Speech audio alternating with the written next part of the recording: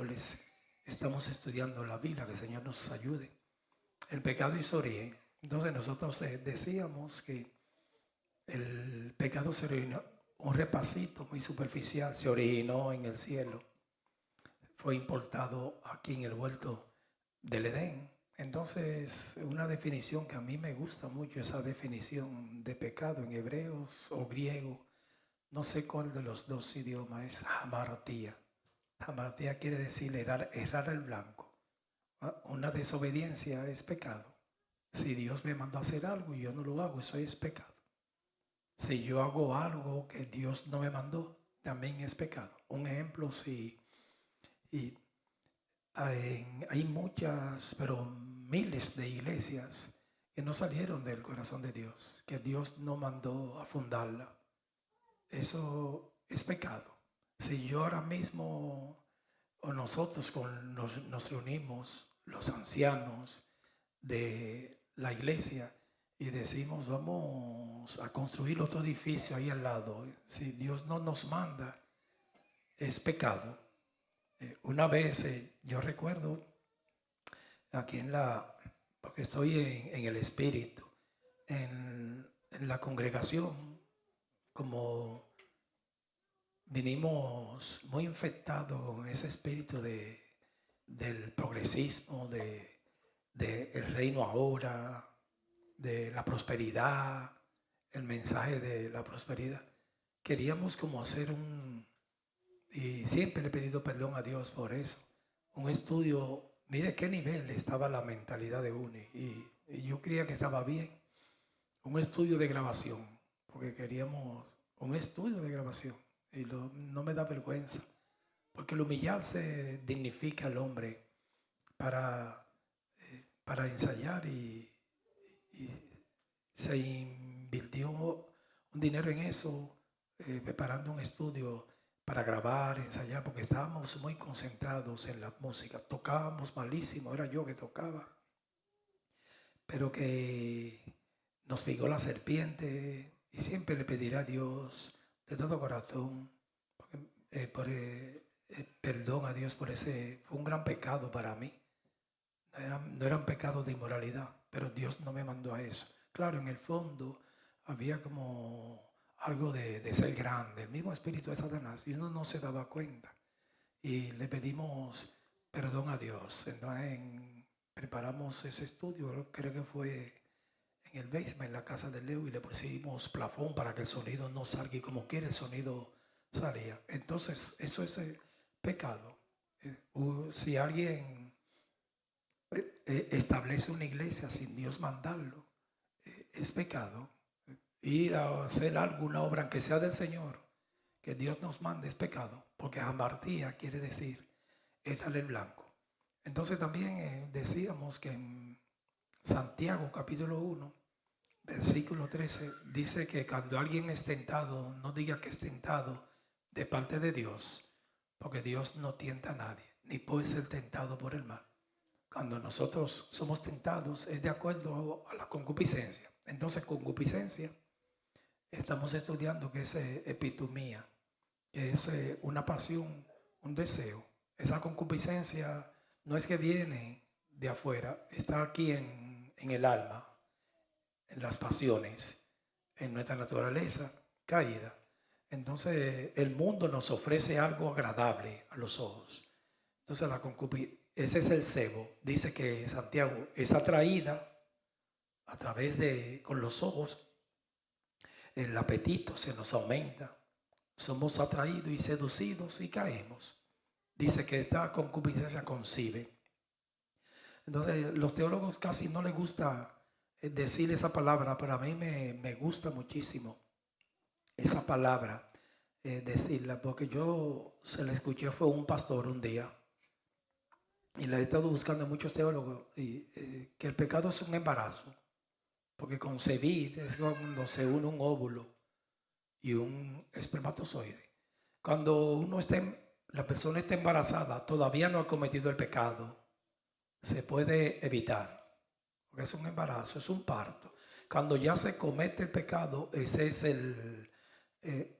hablando de un lenguaje figurado de medicina, está en labor de parto, dio a luz el bebé, el pecado. Entonces dice Santiago, y por ende, la muerte, porque es un estado.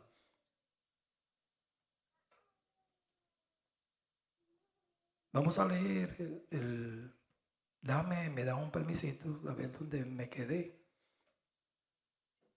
Ok, yo le puse una marca, un marcador. Me quedé aquí. Vamos a leer, a buscar. Creo que yo no lo leí el miércoles. El Salmos capítulo 7, versículo 14. Vamos rapidito. Salmo 7, 14.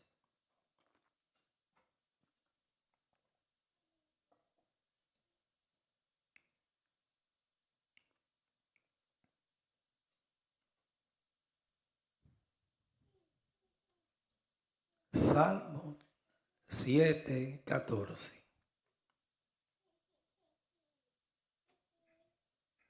¿Los tienen todos? Digan amén. 7, 14. Es aquí. Ese salmo ustedes, yo estoy seguro que me han escuchado decirlo mucho, porque así como Santiago 1.13, se me quedó en el corazón para hablar de pecado. Porque tremendo salmo. Ese salmo es de David. Entonces, en el contexto, David está hablando ahí no es de los cristianos, es de los impíos. David fue muy perseguido por Saúl. Saúl le tenía mucha envidia al ungido de Jehová, a David. Entonces David dice aquí, he aquí, el impío concibió maldad. Pero entonces, interpretando este texto bien, aquí dice el impío. ¿No? En los comentaristas, las mayorías, con el respeto muchos, yo estaba buscando los comentaristas y las mayorías dicen que no, esos son los impíos. Ese es un gran problema que tiene la iglesia a veces, que la iglesia, nosotros los cristianos, decimos, no, ellos. Porque ya yo tengo el Espíritu Santo. No, hermano. Eso es tremendo error. Como decíamos cuando orábamos, el cristiano puede hacer hasta cosas peores que un impío, aunque tenga el Espíritu. Eso no se necesita ni la fe para creerlo, porque usted lo ha visto y yo también. Hay cosas que uno la ve. Cuando ya uno ve algo, ni siquiera fe necesita. Hay un líder religioso. Las cárceles están llenas de líderes con traje anaranjado religioso. Nosotros tenemos la misma naturaleza que tiene el impío, a diferencia que tenemos una gran ventaja. Tenemos a Dios y el Espíritu Santo. Por ese salmo se puede aplicar para el cristiano también. Clarito. Y no está presionando la Biblia, no le está forzando. Entonces yo en la interpretación, siempre respetando, aquí David, el pensamiento de David, parece que él tenía fijo a Saúl, porque David, Dios lo guardó el corazón. Saúl fue un hombre que le hizo mucho daño a David, que cualquiera podía llenarse de amargura y de odio y de un gran resentimiento. Los resentimientos, la ira, el odio contra un ser humano, esa es una emoción que no destruye al que a la persona odia, destruye a uno mismo, porque es un arma de doble filo. Pero se ve que David tenía un corazón hermoso, porque no lo odió y lo cuidó y siempre lo respetó. Cualquier persona en los zapatos del rey David diría, oye, cualquiera lo quita del medio. Cuando un momento en la cueva, Dios se lo puso en las manos y le dijeron, David, ahora elimínalo ahora. Y parece que ese día ya David estaba cansado para mí, porque cogió la espada y le llevó una parte del manto. Entonces lo humilló bastante porque parece que la parte del manto fue de esta área, de la área de los glúteos, se cree. Pero como quiera le dolió a David, porque él decía que es que Dios le echó el aceite a ese hombre, porque los reyes había que ungirlo, como los sacerdotes y los profetas había que ungirlo. Y a David lo ungió Dios, usó a Samuel. Y David se lamentó, él dijo: "Wow, he tocado al ungido de Jehová". Hasta a Saúl le decía, hasta padre mío, a Saúl, porque era un hombre, David, muy respetuoso. O sea que vemos en el comportamiento de David que amaba a los enemigos, hermanos. Aunque hace un ratito cuando orábamos, decíamos que la debilidad eran los hijos. Eso es verdad también. Lo idolatraba, no lo castigaba. Ahí él no madrugó a disciplinarlo, pero David amaba a los enemigos y tenía un sentido de justicia. Cometía muchos errores. La enseñanza que el único fuerte es Dios, pero era un hombre conforme al corazón de Dios y no albergó odio ni amargura en contra de Saúl. Siempre lo amó, siempre lo amó. Llegó un momento que cuando dice que venía un espíritu malo, porque Dios es el rey y dueño de todo, de parte de Jehová, un espíritu malo, que era un demonio, lo mandaba a Dios y atormentaba a David, y había que buscar a David porque siempre Dios lo puso que lo necesitase. David le tocaba el arpa y él se tranquilizaba, pero había momentos que con la lanza quería traspasarlo. David sufrió mucho con Saúl y fue muy perseguido. Eso era una capacitación para el rey David, pero vemos que no guardó maldad contra él. Ahora aquí él tiene en la mente seguro a Saúl. Digo, mira, es limpio, pero ese salmo es para todo. Entonces concebir, cuando Caín, ahí está la palabra concebir, como dice Santiago 1:13. Cuando Caín, Dios rechazó la ofrenda de Caín y aceptó la de Abel, y ahí Caín empezó a concebir. Para mí concebir no es que se ejecute el pecado, está embarazado. Caín quedó embarazado, pero podía evitarlo. En la concepción se puede evitar el parto, se puede abortar, esa maldad se puede abortar. Entonces cuando me llega la maldad, todavía yo no he cometido el pecado o el deseo, yo estoy concibiendo ahí. Como cuando se une un óvulo, un espermatozoide, concibo, ya me quedé embarazada, pero todavía yo no he cometido el pecado. Entonces somos atraídos, dice Santiago, y seducidos. El impío por el cristiano también, hermano, puede concebir una gran maldad, queda embarazado, míralo ahí, se preñó de iniquidad y dio a luz el engaño, que es el pecado. Entonces yo escribí aquí la definición de concebir.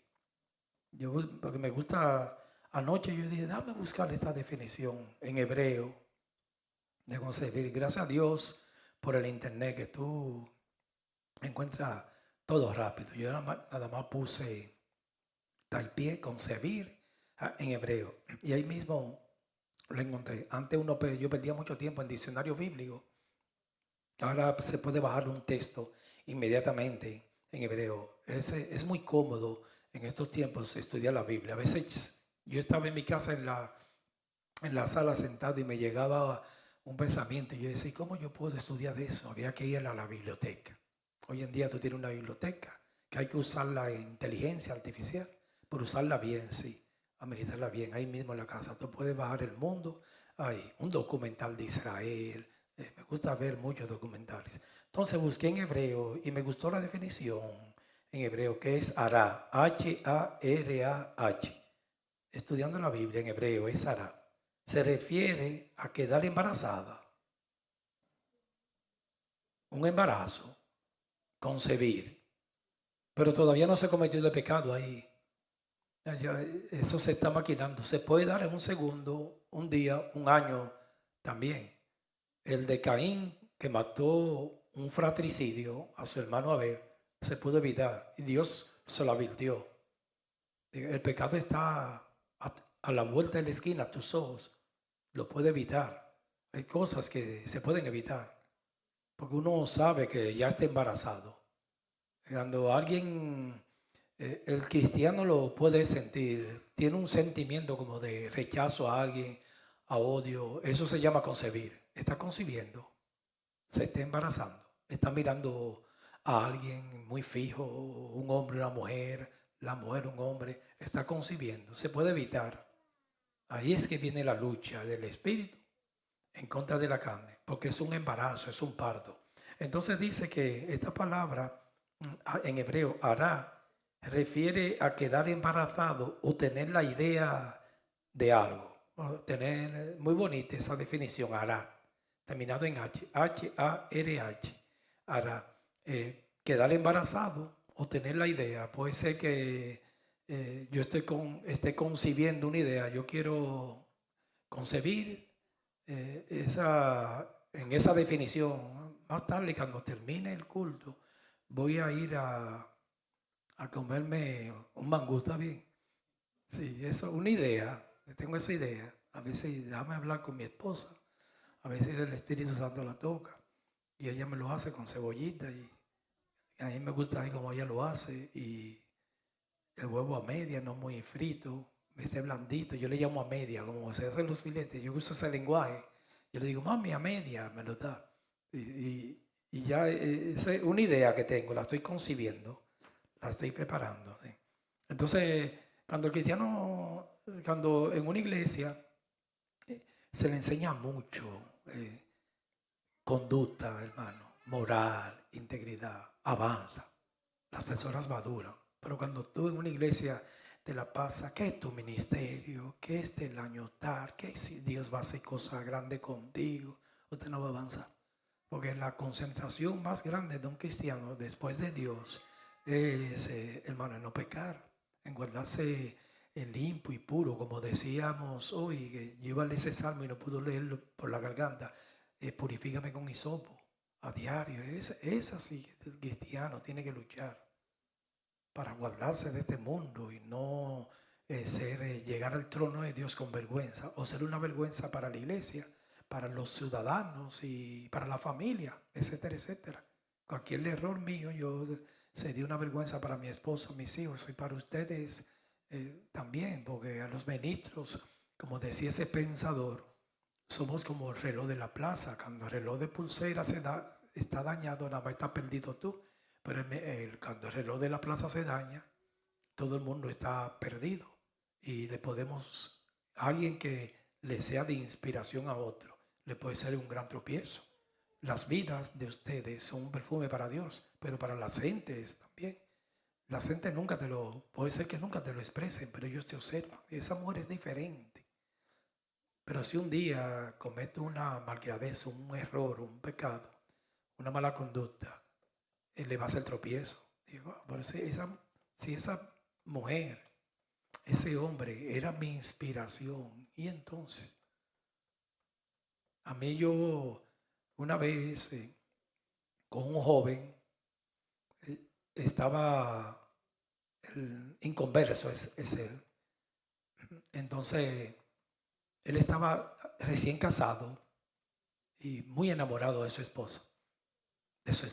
La mamá de la joven con la que él se casó se había separado del esposo. Y él me dijo, Reynoso, pero ¿y cómo? Yo estoy preocupado, ¿y por qué? Que yo amo tanto a esa mujer. Y yo vi que ese matrimonio de la mamá era tan hermoso y se separaron. Yo no quisiera que me suceda eso. Esa preocupación la tenía él. Yo estoy delante de Dios, lo recuerdo como ahora mismo.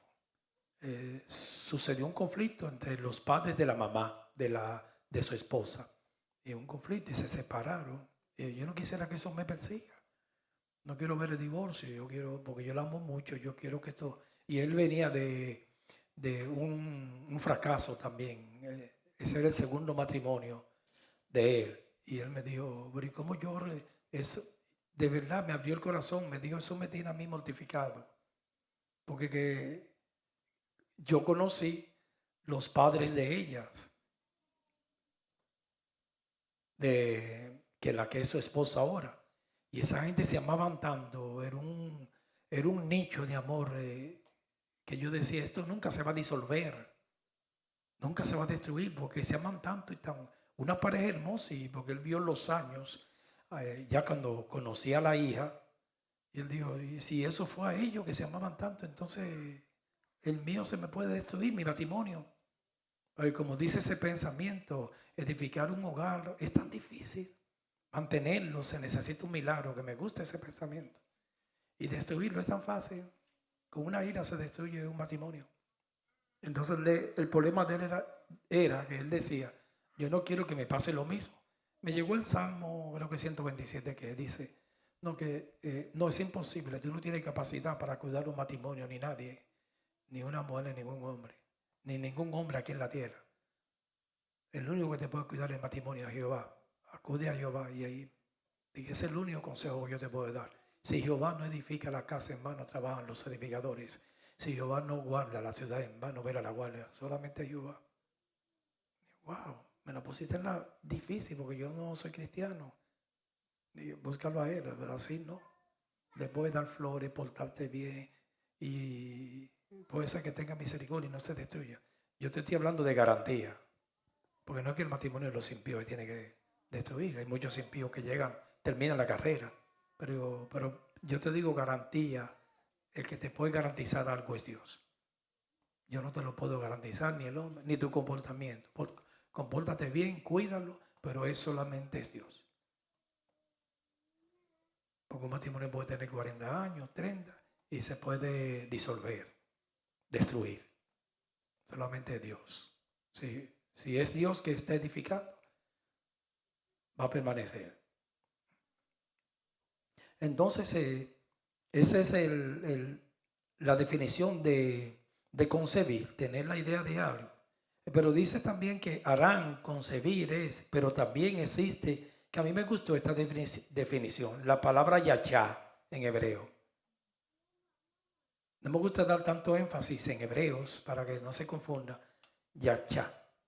Y me gustó la definición, harán en hebreo y yachá también. Concebir, estoy hablando de concebir, que quiere decir estar caliente, pero eso me gustó. Yo digo, mira, oh my God, o estar encendido. Cuando una persona está concibiendo, está bien caliente, hermano. Ejemplo, lo decíamos hoy en la oración, me perdonan.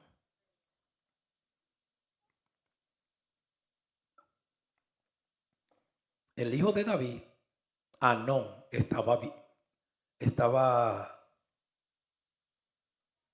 yachar, caliente, con la media hermana, porque esa era su hermana de padre. Tamal era hermana de Absalón. Y estaba enfermo ese muchacho. David debió disciplinarlo. No, estaba yachá, caliente. Porque él decía que quería a la hermana. Estaba enfermo.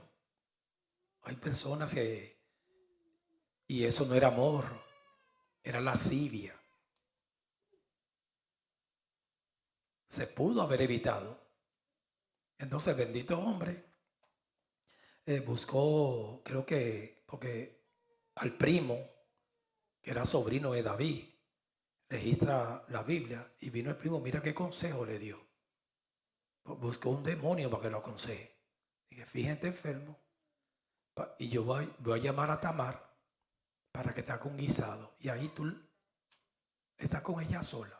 Retiramos todos los criados, lo dejamos solos en la casa. La media hermana. Él estaba ahí concibiendo. Se podía evitar el pecado. Quizás si ese hombre le da otro consejo, cuidado mío, que hasta ahí llegaste. Y más la hermana de Absalón. Absalón era un hombre sanguinario. Absalón a los 2 años, y Absalón era un hombre frío también. No le daba arranque así. Era un asesino hay un lenguaje que dicen los abogados, con alevosía, hermano, frío. Porque no es lo mismo, hay asesinos que es por arranque, pero Absalón duró 2 años, maquinando ahí, concibiendo también, maquinando. Entonces cuando el primo, creo, porque era sobrino de David, el consejero le dice, no, fíjate enfermo. Y fue donde Tamar, y Tamar le dijo, el siervo le dijo, ve donde Anón, que está enfermo, para que él quiere que tú de tus manos le haga un guisado. Cuando ella fue, sacó a todo el mundo y se quedó solo con ella. Y ese fue un pecado horrendo, hermanos. La violó a la media hermana. La media hermana lo estaba persuadiendo. Ella le dijo, no hagas esa vileza, porque no se hace así en Israel. Si tú hablas con mi papá, él te me puede entregar a ti. Ella, porque diga, esto bien, cásate conmigo. Estoy parafraseando. Pero el hombre no la amaba nada. Porque dice que el odio que le tenía era mayor que el amor. Eso no era amor. Pues nosotros y el cristiano y en el mundo no queremos ser realistas. Usted puede estar teniendo 20 años de casada y puede ser que esa persona nunca te amó, hermanos. Eso es pasión. Anón decía que amaba a Tamar. Y ella le dijo, pero tú te puedes casar conmigo. Mi papá no te me va a negar. Aunque mentira. Yo creo que eso era una táctica de Tamar. A veces se le iba de las manos. Porque también la ley dice que 2 hermanos no se podían casar. Y David era un hombre adherido a la justicia. Aunque con los hijos no ejercía justicia. Anón, cuando violó a Tamar, merecía la muerte. Y David no lo mandó a ejecutar. Guardó ese pecado. Lo aconsejó y eso se quedó así. Lo tapó.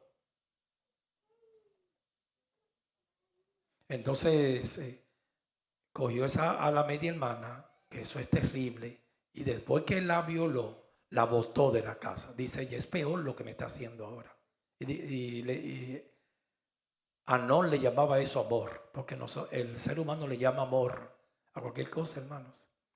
Mire, hermano, el amor, cuando un hombre ama a una mujer, de verdad, no se me duerman. O una mujer ama a un hombre, hermano, de verdad, que ese amor de verdad, el ágape, hermano, eso no termina, hermano. A veces la gente, el problema que yo tengo con las prédicas es que confronto y las ovejas se incomodan mucho conmigo, porque cualquiera que le eche vinagre en la llaga, que te confronta, pero eso no es amor, hermano. Hay muchos tipos de relaciones, hay una prostitución muy sutil. Una prostituta es aquella que da su cuerpo por dinero, pero también hay hombres prostitutos. Una persona se puede casar con otro por un beneficio, eso es prostitución. Digo, no, es un profesional y gana bien. No, tiene una casa, eso es prostituirse. Se puede casar a alguien por los papeles también. Alguien que vive aquí y no tenga papeles, me voy a casar. Puede ser que empiece mal y se amen, ahí está bien ya, pero puede ser que nunca se ame. Lo que pasa es que uno le llama amor a cualquier cosa. Cuando amor es, hermano, ¿cómo que uno se mide la temperatura? Si es verdad que usted ama a alguien, por eso es que no va a terminar nunca. Es si usted mira a su esposa, así, usted lo observa, y se hace una pregunta, digo, yo soy capaz de, si ahora mismo hay que dar la vida por ella, yo la doy, o por o los hijos, eso es amor. Como Cristo, que alguien tiene que dar la vida por nosotros. Un ángel no podía, porque no podía compensar la justicia, y dio la vida por nosotros. Eso es amor. Cuando yo veo a mi esposa, yo digo, sí, yo daría, dije, a veces las enfermedades en mi casa, cuando yo me preocupo más cuando le llegan a ella que cuando me llegan a mí. Dije, Señor, ay Señor, ¿por qué no me la da a mí mejor? Eso es amor. Y ahí tú te puedes medir la temperatura. Pero hermano, por cualquier cosita uno deja a la compañera, eso no es amor. Te está engañando, ¿no? El amor todo lo sufre y nunca deja de ser. El de Anón, eso no era amor. Eso estaba lleno de lascivia, pasión y caliente sexualmente y de cosas perversas. Pero a su hermanita violarla. Y después botarla de la casa y cerrarle la puerta y dejar a esa muchacha tirada ahí. Eso no es amor. Eso es lascivia. Y Anón tuvo yacha, que quiere decir que estaba caliente, concibió y estaba encendido, hermanos. A veces asociado con el apareamiento a la pasión. Y en eso del sexo, del noviazgo, las relaciones, ahí hay mucha confusión, ahí hay mucho eros, pasión y lascivia e interés. Porque cuando un joven puede casarse con una persona no por amor, por interés, por los papeles, porque es profesional y gana buen sueldo, eso se llama prostituto o prostituta. Prostituir es cuando usted tiene un interés, vende el cuerpo por algo, pero que no es amor. Entonces, una pareja, yo he tenido parejas de 30 años de casado, 30 años, y se divorcian y me pregunta varón, digo, no, es que nunca te amó. Eso era amor filial, eros, pero amor, hermanos. Cuando alguien de verdad, el amor de Cristo, es que nunca deja de ser, hermano. Y cada pareja, y ustedes jóvenes, antes de casarse, siempre evalúe eso. ¿Qué busca? Antes de casarse, ¿me ama de verdad? Eso a veces se empieza por el amor eros y no te ama nada.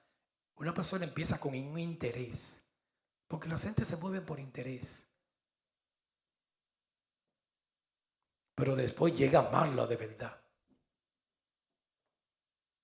Yo en mi vida personal siempre me hago esta pregunta. Yo amo a esa mujer de verdad, de dar la vida por ella. Y eso es amor. El de Anón, eso era una pasión desordenada. Porque dice que el odio que le tenía, pero ahí mismo, desde que la violó, era mayor que el amor que le tenía. Eso no era amor. No importa que tenga 20 años de casado, hermano. Que se den flores todos los días, se digan, hi, honey, no importa. El corazón solamente lo conoce Dios. El amor se manifiesta, pero no solamente se manifiesta con acciones, porque Dios conoce bien el corazón, si de verdad ese hombre ama a esa mujer, o esa mujer ama a ese hombre. Porque en las relaciones heterosexuales, que debe ser así siempre, no homosexual, en las relaciones entre un hombre y una mujer, ahí se mueven muchas cosas, hermanos. Pero de todo, empieza por los ojos, lo físico, intereses. Y se confunde todo eso con amor. Entonces eso, cada persona en lo individual es que tiene que tener la capacidad.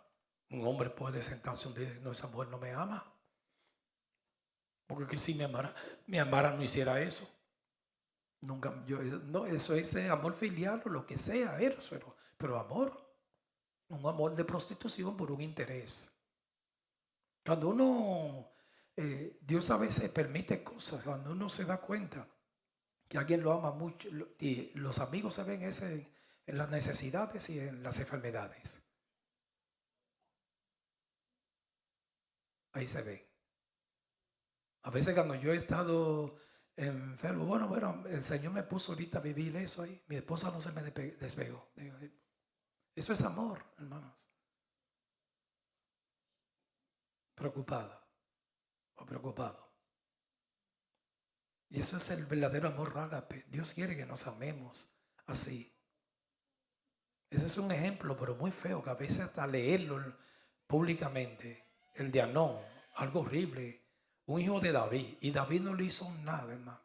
Lo amonestó, era igualito a Elí. Elí era un apoyador con los hijos, Onis y Fines, tremendo apoyador.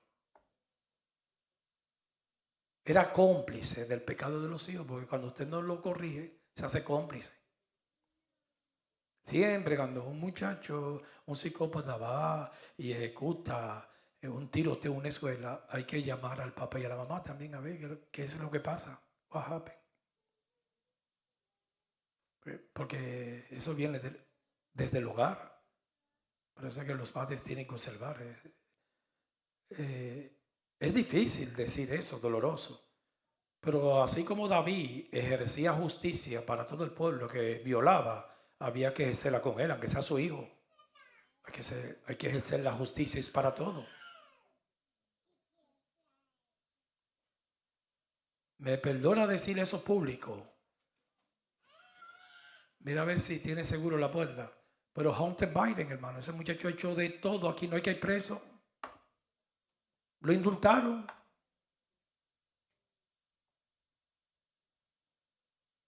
Ese hombre tiene delito, como así el libro de juzgado así. Ha hecho de todo. Está droga, en todo. Ha hecho de todo. Y es muy raro, usted ve los políticos esto, lo acusan públicamente. A veces es una persecución, pero usted nunca ve un político preso.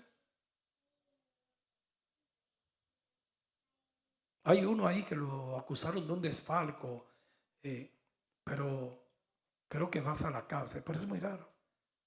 A mí me gusta Perú. En Perú ya, usted sabe cuántos presidentes han estado presos en Perú. 4, ¿no? Fujimori se pudrió en la cárcel. Un ancianito está ahí. Porque la justicia tiene que ser para todo igual. Ahora, cuando si es un hijo de machepa, me perdona ese vulgo tan feo. Un hijo de machepa, te botan la llave y la tiran al mar.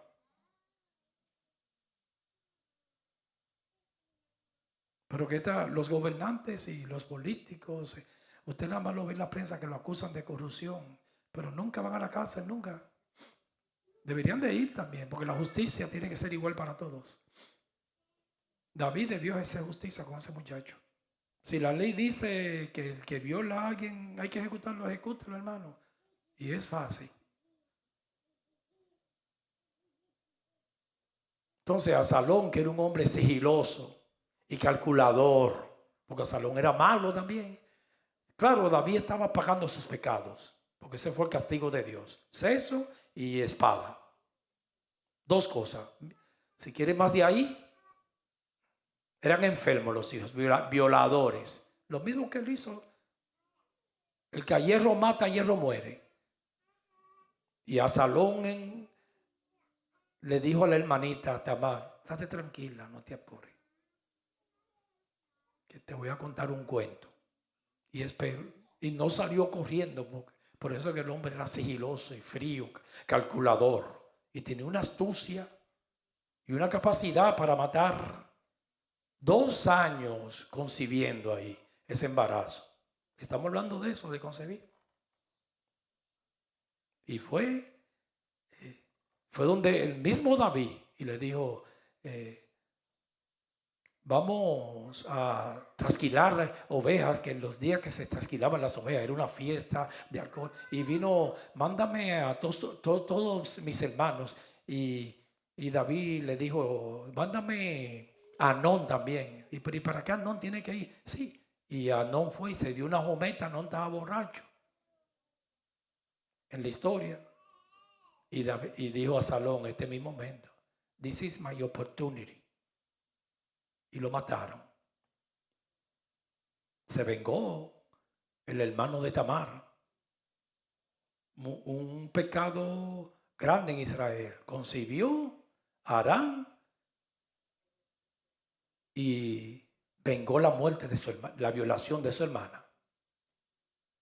Absalón, porque Absalón no jugaba.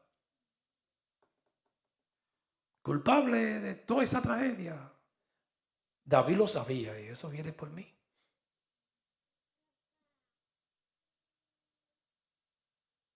Porque si un gobernante atiende a palabra mentirosa, todos sus seguidores serán impíos. Los hijos no tienen que pagar las consecuencias del papá, pero cuando el padre nos disciplina, hermanos. adula tanto a los hijos y lo apoya.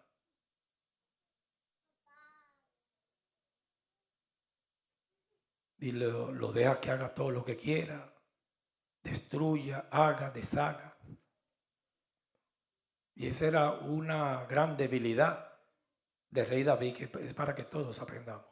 No corregía a los hijos. Porque uno lee la historia rapidito así. Pero hermano, una tragedia así. Un hermano violar a otra hermana y después venir otra hermana y matar al violador. Eso es terrible. Y esa es la concupiscencia, la maldad del hombre. Romanos 8:4, vamos a buscarlo rapidito. Ya está bueno de estar acabando con David hoy, ¿verdad? Vamos ya a dejarlo tranquilo. Él está en la presencia del Señor, un hombre hermoso de Dios, conforme al corazón de Dios, pero muy débil. Romanos 8:4. Bendito el nombre del Señor.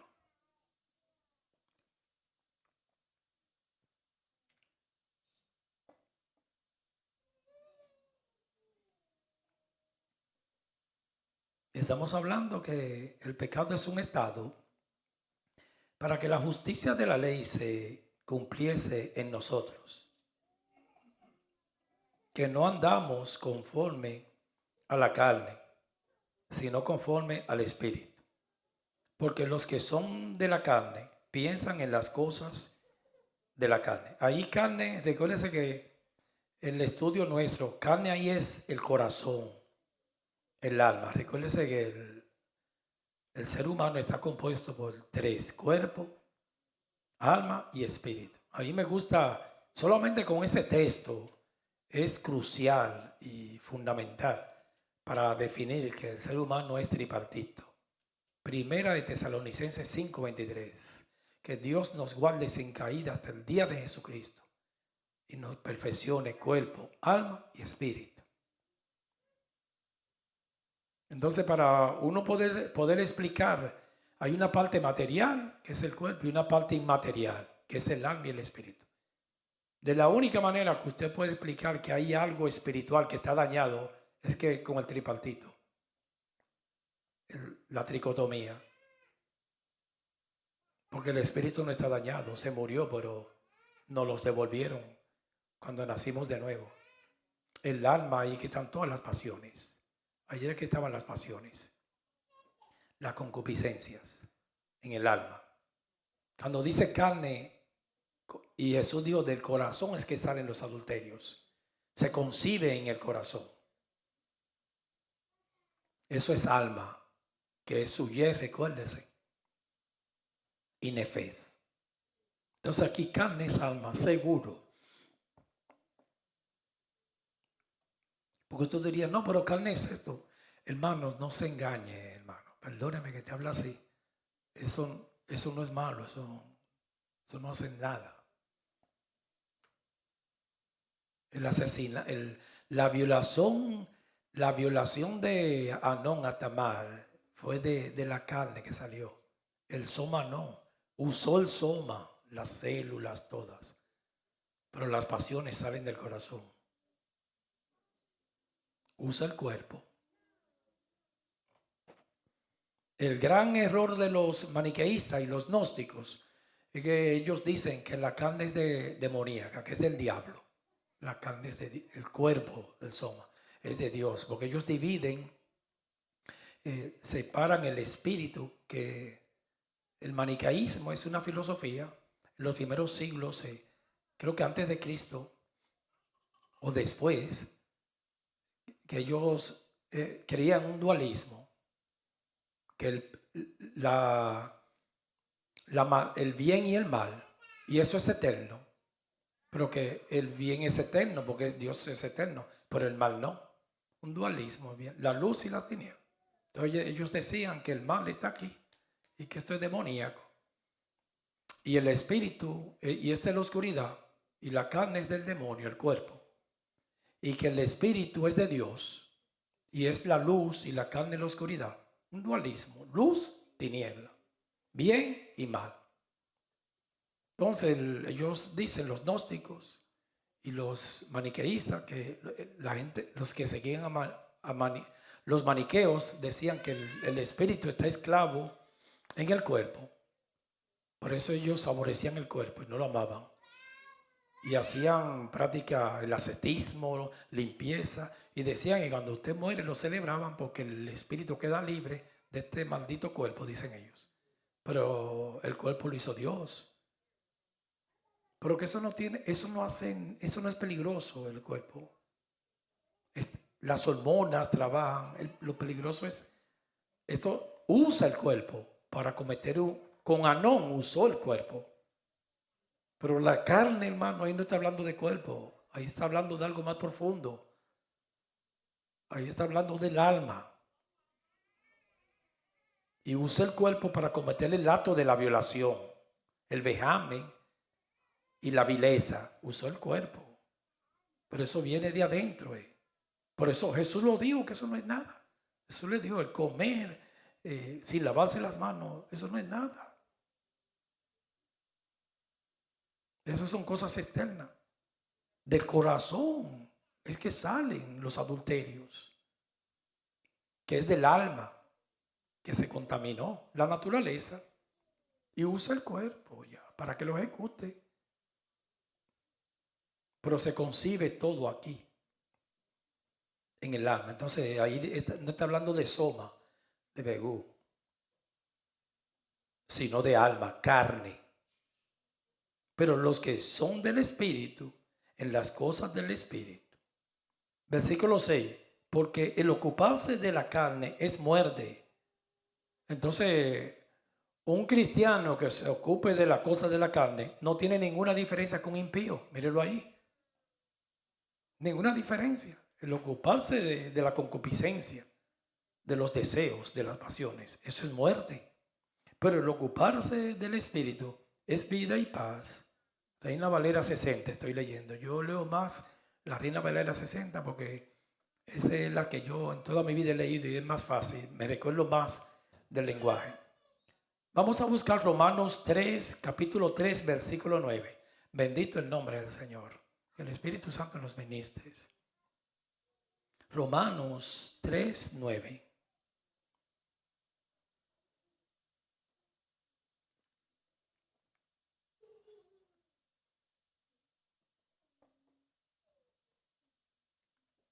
Romanos capítulo 3, versículo 9. Entonces ese salmo hermoso, el 7, así que el impío concibió maldad, se preñó de iniquidad y dio a luz el pecado. Primero uno concibe. Concebir no es pecado, es que está ahí ya. I like it, me gusta. El embarazo, cuando se ejecuta, eso es el parto. Se puede evitar. Yo no sé si a ti te han pasado cosas. A mí me han pasado que yo digo, wow, yo pude evitar eso. ¿Por qué me salió? Yo lo pude evitar. Y así es la vida del cristiano. Lamentablemente en las iglesias ellos se está dividiendo.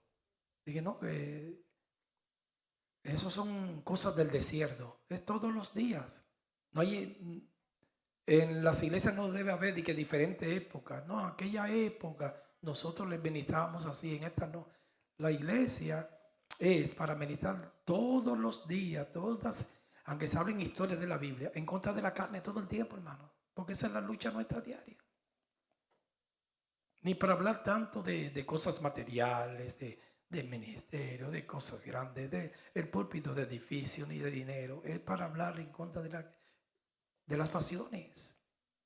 Esa lucha la tenemos todos, usted y yo, porque es una carrera que no es de velocidad, de resistencia para llegar. Usted puede, y yo, estar 40 años sirviendo al Señor. Y en un día, hermanos, concebir y dañarlo todo. Porque usted lo ha visto y yo lo he visto. Por eso esa palabra de Pablo es poderosa. Que el Señor nos guarde sin caída hasta el día de Jesucristo. Nos perfeccione cuerpo, alma y espíritu. que nos guarde de pasiones.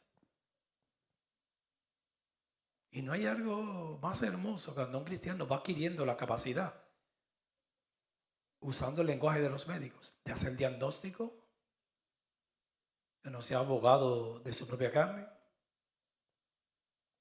Eso es tremendo, hermanos. Que uno mismo, sin nadie saberlo, ni la compañera, nadie, diga, no, que hay algo raro. Ese es el diagnóstico. Buen diagnóstico, buen tratamiento. No, yo puedo evitar esto. Estoy concibiendo algo. El impío concibió maldad, se peñó de iniquidad y dio a luz el engaño, que es el pecado.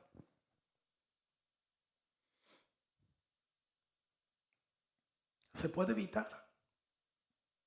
Y qué hermoso las palabras, como dice Hebreos, de los pastores en una congregación. Son como clavo hincado que puya. Ahora, el problema es que de este tipo de prédicas, hermanos, la gente se pone bien rabiosa. Tú tienes que pagar un precio porque a nadie le gusta que le diga la verdad. Hermano, I'm sorry, solo la verdad liberta. Las confrontaciones, a los pastores no les gusta porque pierden, la gente se le va. Pero el amigo tuyo que te dice la verdad y mío. Yo estaba hablando con una hija mía, me perdona mencionarla. Yo digo, eso me va a llegar hoy. Esta tarde, ella me estaba diciendo, papi, es que tú tienes que acostarte. No le digas eso a nadie, entre nosotros. Despierte, hermano, que te voy a contar algo. Isabelta, te voy a contar algo muy bueno. Un chisme bien sabroso. Entonces, dice ella, papi, tú estás al revés, porque hay hormonas que se liberan como la melatonina de noche, pero cuando tú te acuestas muy tarde, entonces te levantas un poquito tarde, no te voy a decir la hora. Sí, entonces pero me estaba dando un consejo y tenía toda la razón. ¿Y tú sabes lo que yo hice, hermano? Dije, mira, mami, yo estoy, I'm busy, I call later.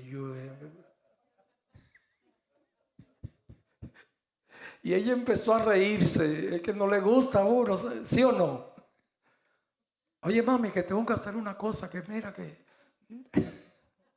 estoy busy, no te puedo... Es que, papi, yo sé que tú estás... No, que estoy ocupado, mami, de verdad, que tengo que hacer una cosa. Porque me estaba dando vinagre en la llaga ahí, hermano. Y todo lo que me estaba diciendo era verdad. Digo, no, acuérdate temprano. Fue como un día que yo fui al médico. Bueno, yo andaba con la hija mía, Chaidis. Esa fue con la que esa misma. Yo andaba con Chaidis y yo fui al médico un día. Y yo le digo al doctor, dije, porque a mí no me gusta en los médicos decirle ni que yo soy de medicina, nada. Ni que yo, porque esa fue mi profesión, no me da vergüenza decirlo. Es malo está diciéndolo porque aquí hay que ser humilde, pero eso fue lo que yo estudié, que eso no es pecado, porque eso fue lo que estudié, porque te hablaría mentira también. Pero yo no lo digo, yo me pongo como que no sé nada, escucharlo. Tampoco yo digo que soy pastor, no lo digo, no que me avergüenzo el evangelio, pero me gusta ser bien prudente, que mientras menos me conozcan mucho, el perfil bajito. Sí.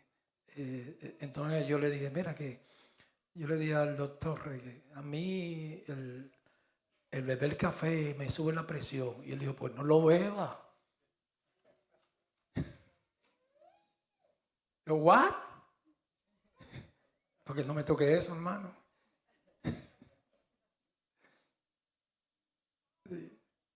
A no salir de ahí, salir cargado. Y bueno, lo va a disminuir. Porque la cafeína sube la presión, ¿no? La dispara. Usted puede tener la presión bajita. Y las hermanas aquí que trabajan en hospitales, en los hospitales, allá no te dan café, ¿no? Para que cuando la presión está baja, te dan agua con sal. Un vasito. Es así, ¿sí?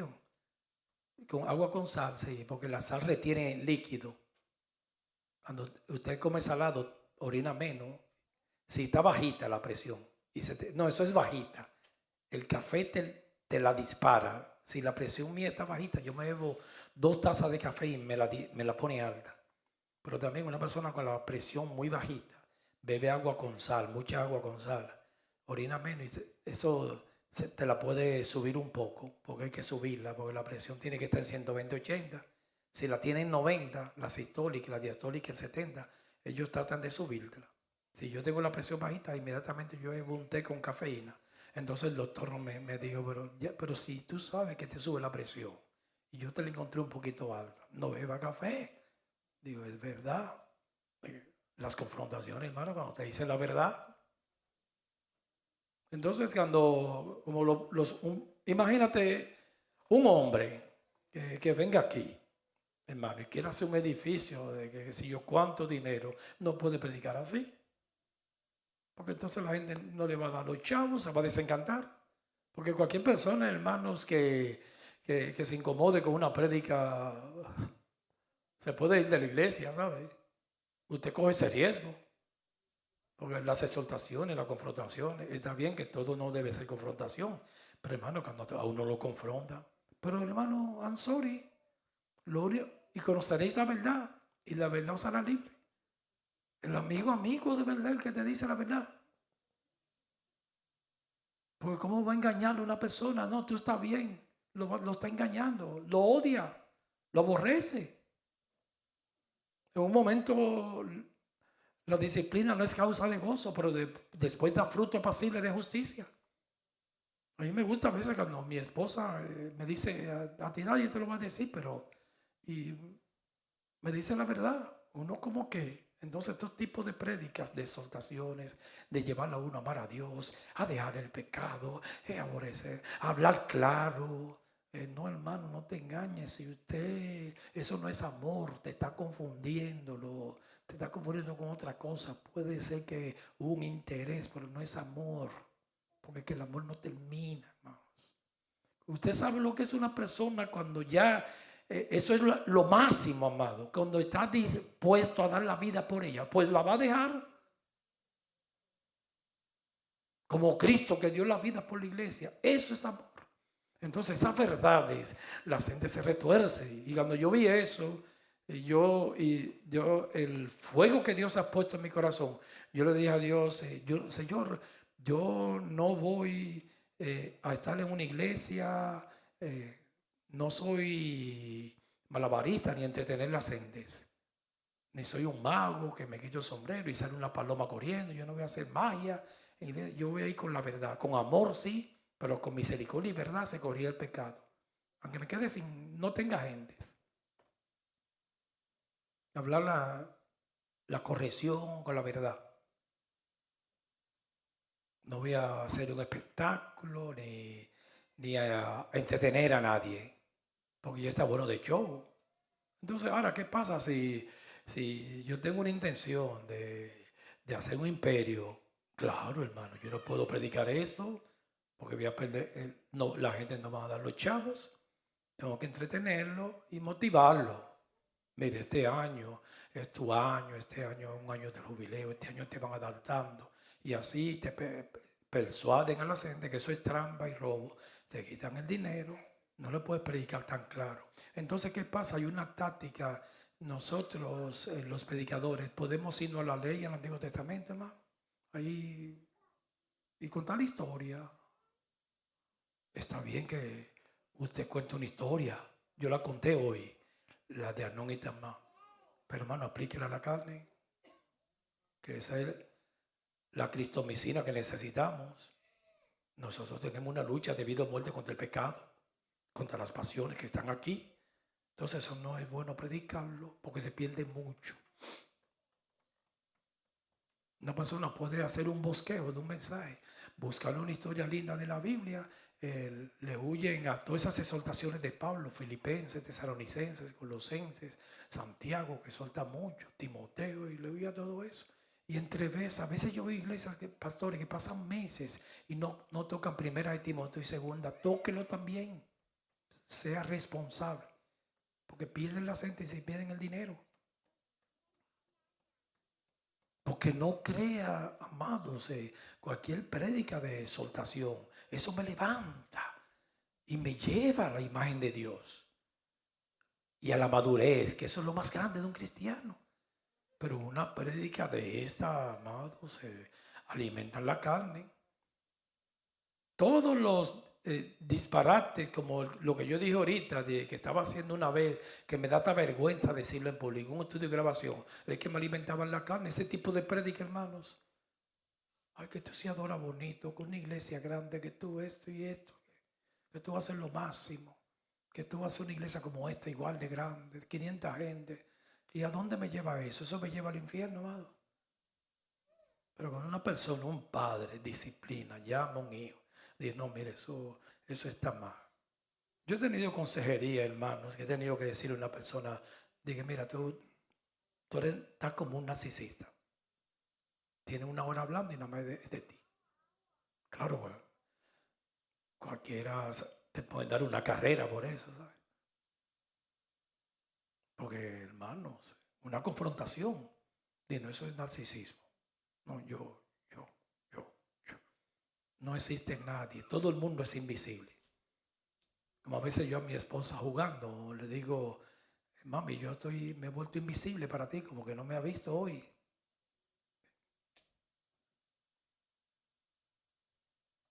Pero que Juan 8:32, un texto poderoso. Y conoceréis la verdad. Y la verdad la hará libre. La verdad me ha libertado. Y amigo el que te dice la verdad en la cara. Esposa, si el esposo está mal, no, está bien con misericordia y verdad. Pero dile la verdad, hermano, por Dios. No lo idolatres tanto. Lo vas a ayudar. Cuando yo estoy mal, mi esposa me lo dice, amados. Porque aunque yo esté aquí predicando y soy pastor, tengo una carne. Y papi, tú estás mal. Eso no es nada. Se va a ofender en el momento. Y te puede hacer como yo le hice a Chaidi hoy, que me puso a vivir el mensaje. Dije, mami, yo te llamo ahorita. Y de verdad, hermano, estaba ocupado porque tenía que hacer una cosa. Ella estaba muerta de la risa. Dije, papi, yo te conozco a ti, me está oyendo. Hermano, pero me tenía media hora ella y mira, no, papi, que las hormonas, que esto, levántate temprano me va a llevar del consejo, hermano. Voy a ver si hoy me acuesto por lo menos como a las 12:30, baja ahora. Después a las 12, periódicamente, poquito a poquito, libro by libro. Después a las 11 me levanto a las 6. Digo, lo mismo que tú puedes hacer, me dice ella, que tú puedes hacer a la madrugada. Porque a mí me gusta la madrugada, Lely. Tú lo puedes hacer a lo de día, que ahí las hormonas se van disparando en el día y tú la necesitas. Digo, that's right, baby. Pero ya está, bye, que tengo que hacer algo. Qué lindo cuando son sensaciones hermosas que sentimos los padres con los hijos, ya cuando son jóvenes. Usted verá los que todavía lo tienes pequeñito, cuando ya van creciendo y son jóvenes. Ya tú son amigos, puede hablar, siempre respetándose. Son emociones muy hermosas que yo le estoy sintiendo en estos tiempos, lo disfruto. Disfrute cada segundo que le da Dios, amados. Decir un I love you, un beso, disfrutemos la vida, disfrutémoslo. Qué hermoso cuando alguien llegue y le dé un beso a la compañera, al compañero, a la niña, le dice una palabra hermosa. La vida hay que disfrutarla. Y más el cristiano, que tenemos un gozo perpetuo, permanente. Hay gente que son bipolares. Eso se puede cambiar, amado. Eso es mentira. Dije que no, que yo nací así. Sonríele a la vida, que la vida, Dios te ha dado algo muy hermoso. El Espíritu Santo, hermano. Sonríele a la vida. No sea una mujer amargada, ni un hombre amargado. Sea feliz. Oye, parezco esos predicadores ahora, ¿sí?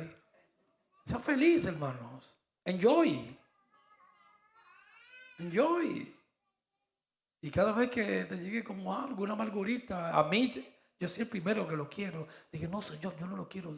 Lléname de amor para mis hermanos, mis gente, que les sirva, que los ame.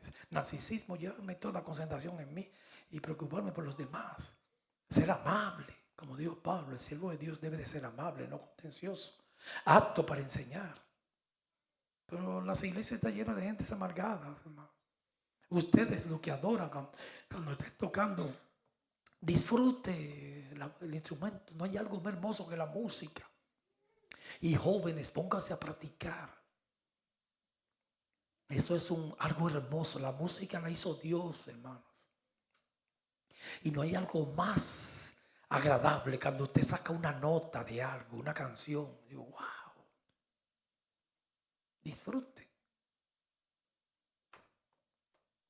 Practique cualquier instrumento. Una flauta. Practíquela. Es difícil a lo primero, pero cuando va sacando sonido, eso es emocionante. Cuando uno saca una melodía, un sonido con un instrumento. Y yo siempre le digo a los hermanos que están aquí tocando, no, disfruta tocando, adorando a tu Dios, disfruta, gózate delante. Hoy cantamos esa alabanza, ¿sí? Gózate delante del Señor. Goce, hermano, gocemos. Que Él es bueno y para siempre es su misericordia.